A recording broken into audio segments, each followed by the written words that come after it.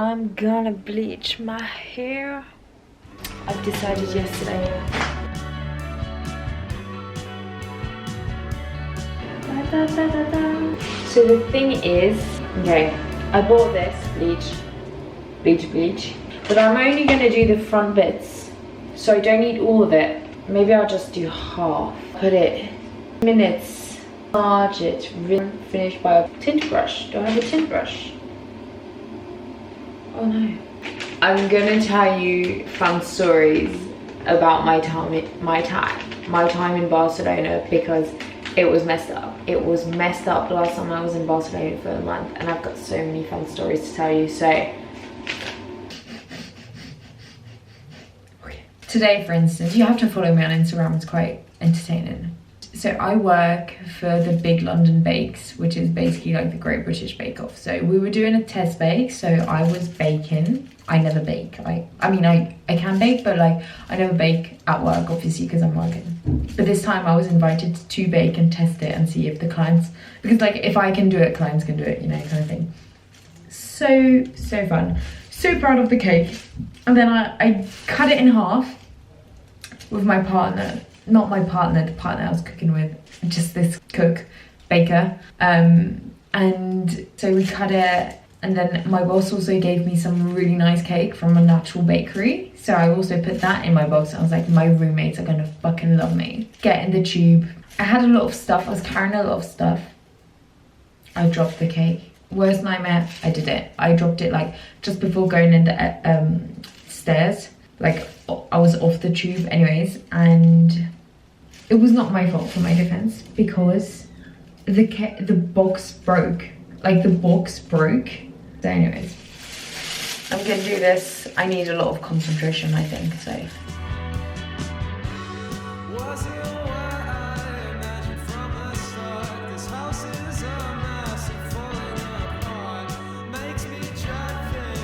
I'm gonna tell you fun stories. Okay, do not let me forget. Okay, let's put a timer, because so what happened in Barcelona? So basically I went to Barcelona last summer for a month, slightly under a month, because I wanted to travel, and obviously COVID was still kind of there, so I couldn't go too far, because like Southeast Asia, which is somewhere I just love, was still closed, and I didn't have the budget. So I was like, I'll go in Europe. I'll stay in Europe because I live in Europe, and I was in France at the moment, so I was like, at the time. Anyways, so I was like, I'll just go to Spain.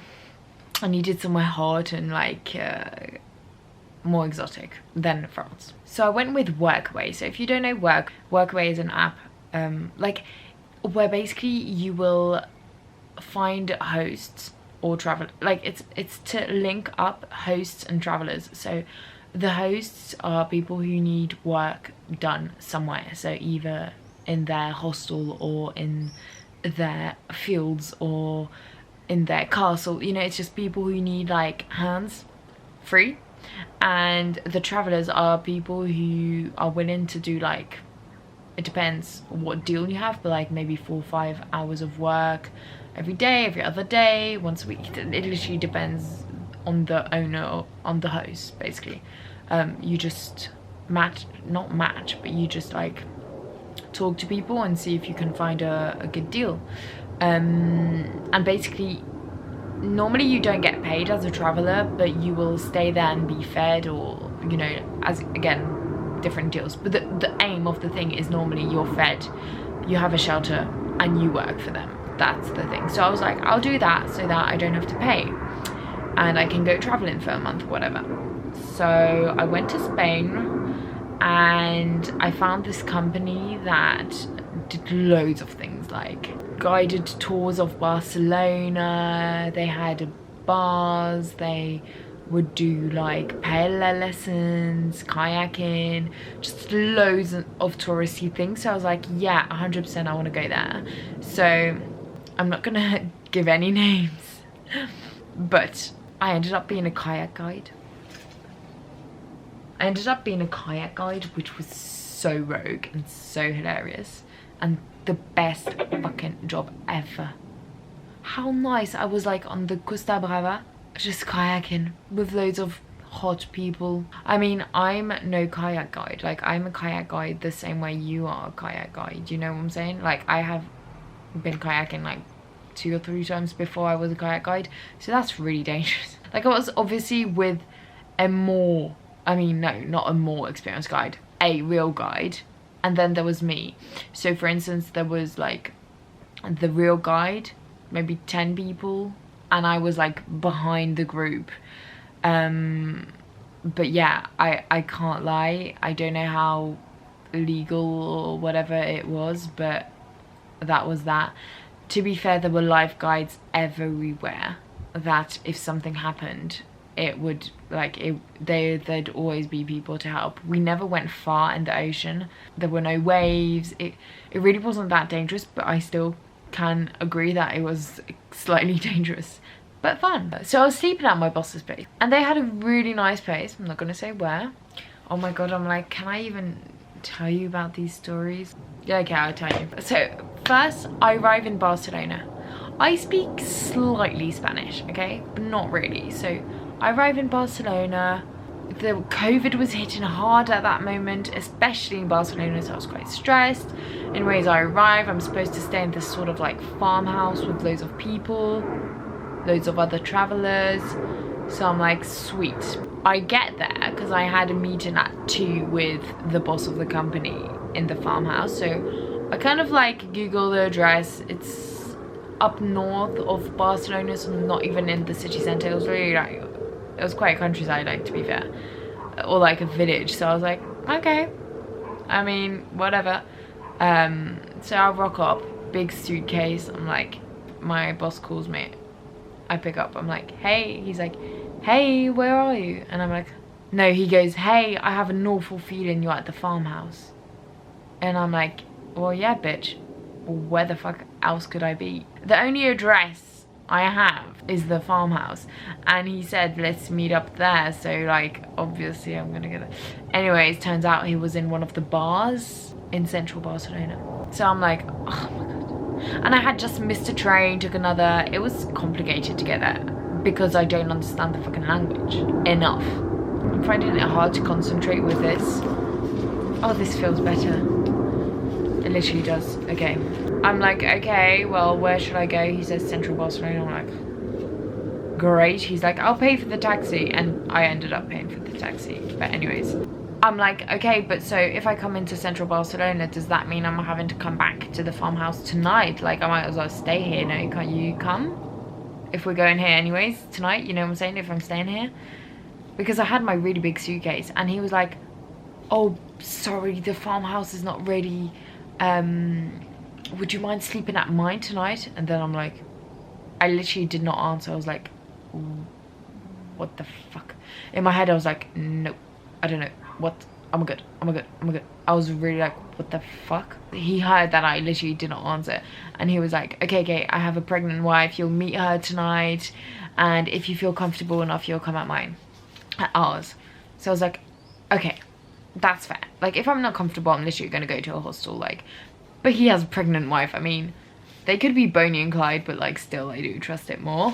I'm wearing shorts, just to make it clear. Okay, I go into Barcelona, I meet them, they're fine, blah blah blah. I sleep at theirs for like a week or so, but I was still like, every night I was like, oh, we're going to the farmhouse today, we're going to the farmhouse today, and we were never going because it was never ready. And then I was like, why are they keeping me here? I was like, part of me was slightly worried, obviously, you know, like, you have to be aware of these things. I was like, why do they want me to stay here when they could have me out and in the farmhouse? Like, what's wrong with the farmhouse that I can't go there, especially if people are there? Because I knew that some people were staying there. So I was like, what the fuck is, why can I not go? Why do they want me here? You know what I'm saying? Anyways, one morning I go for a run. So I'm like at the door. I'm at the door going to go outside, when I hear my boss come out of his room into the living room where I was. And so I wait for him, because in my head I'm like, I'm just gonna wait for him to be polite and say, hi, I'm going for a run, and not for him to come into the living room and me shut the door, you know? I just felt like I just want to say, hey, I'm going for a run, literally. He comes in, he's butt naked. I see my boss naked. dick, everything. Because I looked, because I was like, no way. Okay. No, it was not fun. It was not fun because then I went outside and I started crying. Cried a lot, and I was like, tonight I am going to the farmhouse no matter what. Yeah, I cried a lot because I was like, I saw a 50-year-old man's dick. He's not 50, maybe 40. Doesn't, it's the same thing, but it was terrible. Okay.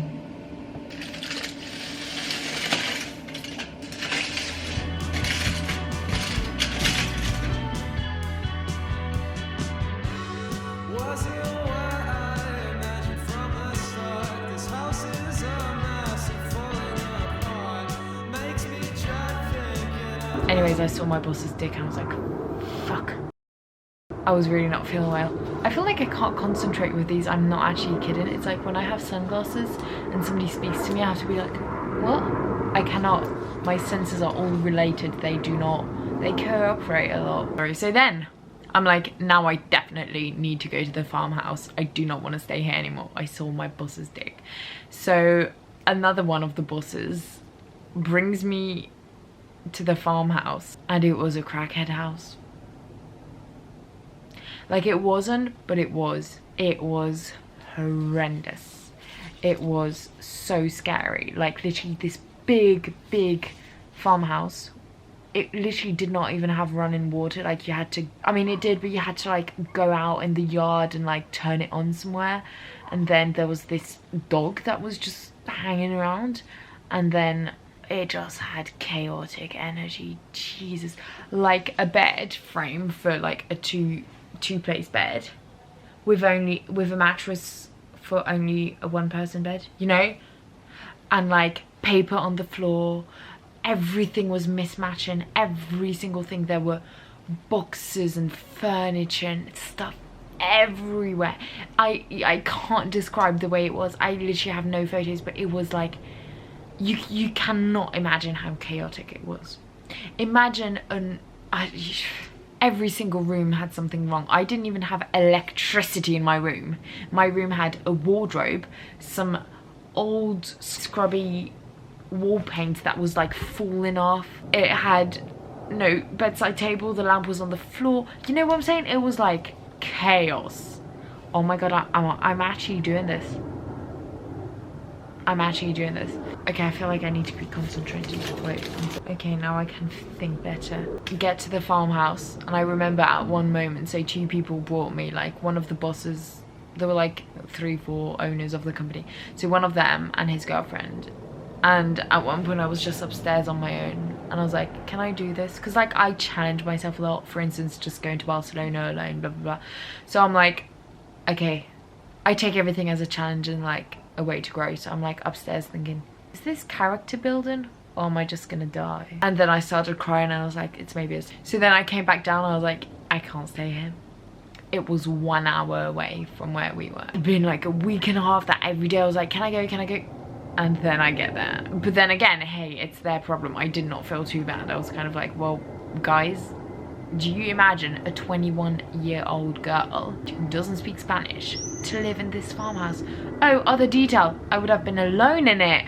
Can you imagine? There was nobody there. What a fucking red flag. Gee. And then they would tell me stories about the castle next door that got robbed. So the place got robbed, the police was called, and they found a knife in a flower pot at the entrance of the castle, as if the robber had put the knife there, gone inside, and if maybe somebody would have seen them, they would have gone back, get the knife. I don't know what, but like, what the actual, like, of course I'm not gonna say that. I swear to God, in Spain I was crying every other day. And although now that I think about it, I envy my time in Spain. You know when you listen to music at one point in your life, and when you listen it today, you feel what you felt then? Well, every music I would listen to in that trip in Spain, when I listen to it today, it makes me nostalgic. And as if I was really happy then, when there were really high highs, and I met so many cool people, especially this group of Italian boys that I love. It was so hard. Like, I wanted to go home every day, and I was just like, you're gonna power through. You do not go home. And I'm so happy I did. I'm so happy I powered through. But another thing, like, I was tanning, so I have a friend in Barcelona called Anna, who I also love, love, love, love, love, love. I'm not showing you my hair. Okay, this is a big teaser, but I had to separate this video in two because it's just way too long and I have so many stories to tell you. So I'm stopping it here, and next week you'll have the rest of the video.